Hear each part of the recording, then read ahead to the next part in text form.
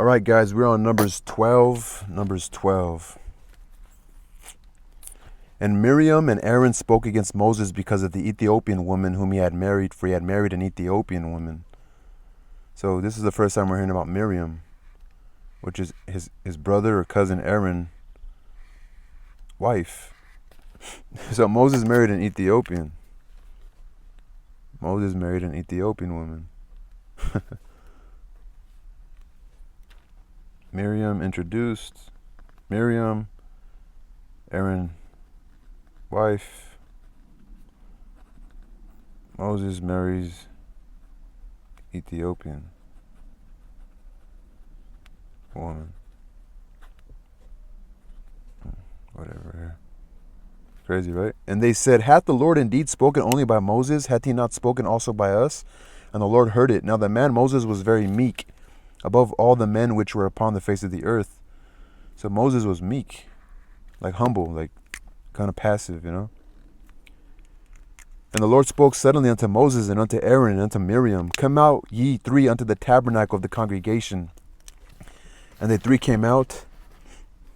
And the Lord came down in the pillar of the cloud and stood in the door of the tabernacle and called Aaron and Miriam, and they both came forth. And he said, hear my words, if there be a prophet among you, I, the Lord, will make myself known unto him in a vision, and will speak unto him in a dream. My servant Moses is not so, who is faithful in all my house. With him I will speak mouth to mouth, even apparently, and not in dark speeches, and the similitude of the Lord shall behold. Wherefore then ye not afraid to speak against my servant Moses? And the anger of the Lord was kindled against him. So he's like defending So the Lord came down in a pillar of a cloud and told them, like, why you know, like,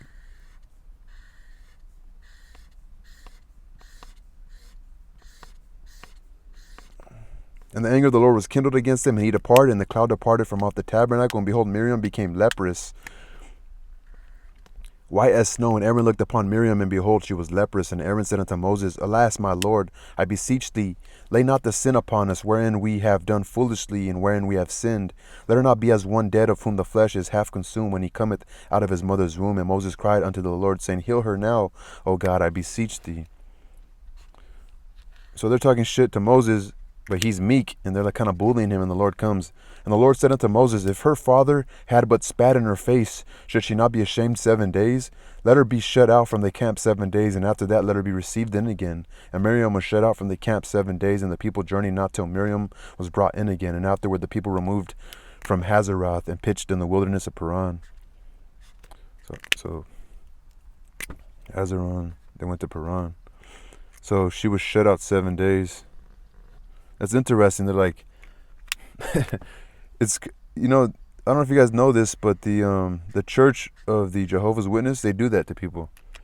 They'll shun you. They'll like isolate you from the group for I don't know, an intermediate amount of time, or I don't know what the word is. And so Miriam becomes leprous for talking shit about Moses having an Ethiopian wife. Becomes leprous. 7 days.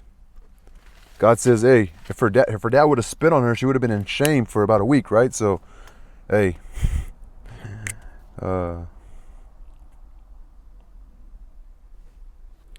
if her father had spit in her face, should she not be ashamed 7 days?